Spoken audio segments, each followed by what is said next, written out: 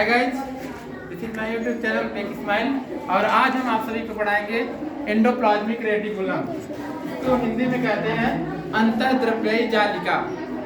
अंतःद्रव्यी जालिका कोशिका में पाया जाता है और कोशिकाएं दो प्रकार की होती हैं, एक होता है प्रोकैरियोटिक, दूसरा होता है यूकैरियोटिक। क्योंकि जो यूकैरियोटिक कोशिका होता है उसी में पाई जाती है और ये पाई जाती है केंद्रक के चारों तरफ एक जाल जैसी चपटी नलिकाएं बनाती हैं। क्या बनाती हैं? जाल जैसी चपटी नलिकाएं बनाती हैं जो कोशिका कला तक फैली रहती है। कहाँ तक फैली रहती हैं? कोशिका कला तक फैली रहती हैं। इसको हम क्या बोलते हैं? एंडोप्लाज्मिक रेटिकुलम या अंतःद्रव्यी जालिका बोलते हैं। यानी इंडो का मतलब होता है आंतरिक, द्रव्यी का मतलब होता है फ्लूइड से निर्मित और जालिका का मतलब होता है जाल जैसी संरचना। अंदर यानी केंद्रक के जस्ट निकट से लेकर के कोशिका के झिल्ली तक या कह सकते हैं सेल मेम्ब्रेन तक फैली होती हैं। ये संरचनाएं जो होती हैं दो तरह से होती हैं। कितनी तरह से होती हैं? दो तरह से होती हैं। जो जुड़ती हैं न्यूक्लियस से जुड़ी होती है। किससे जुड़ी होती हैं? न्यूक्लियस से। पहली संरचना जो होती है वो होती है रफ एंडोप्लाज्मिक रेटिकुलम। क्या होती है? रफ एंडोप्लाज्मिक रेटिकुलम होती है। यानी जब अंतःद्रव्यी जालिका पर राइबोसोम पाया जाए, क्या पाया जाए? राइबोसोम। तो इसको हम कहते हैं रफ एंडोप्लाज्मिक रेटिकुलम। क्या कहते हैं?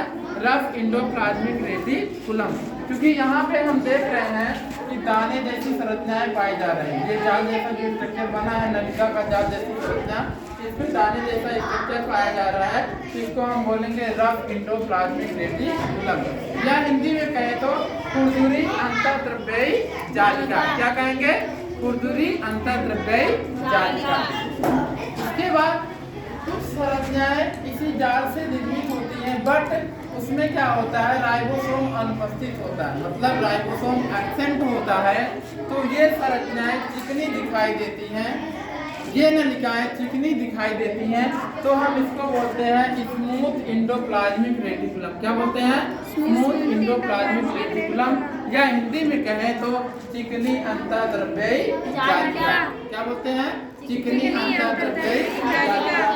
ये ट्यूब लाइक स्ट्रक्चर्स होती हैं और इसको ये बनी होती हैं प्रोटीन एंड फास्फोलिपिड से। किससे बनी होती हैं? प्रोटीन और फास्फोलिपिड। फास्फोलिपिड का मतलब होता है फास्फोरस प्लस लिपिड को मिला के फास्फोलिपिड कहते हैं।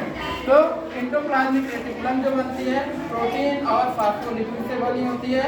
और इसका जो सबसे पहले वर्णन किया था उस वैज्ञानिक का नाम है K.R. पोर्टर, जो 1945 में इसका ब्रीफ स्टडी वर्णन सबसे पहले इन्होंने किया था। और ये जाल जैसी प्रतीत नलिकाएं होती हैं।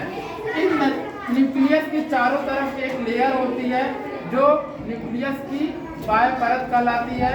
इसमें दो परतें होती हैं जिसको हम कहते हैं outer layer of the nucleus and inner layer of the nucleus. दोनों के बीच में एक संरचना पाई जाती है, छिद्र पाया जाता है जिसको हम न्यूक्लियोपोर या कहते हैं केंद्रक छिद्र। क्या कहते हैं? केंद्रक छिद्र कहते हैं। तथा ये राइबोसोम हो ही गया। तो ऑल ओवर ये स्ट्रक्चर समाप्त हुआ। Thank you guys.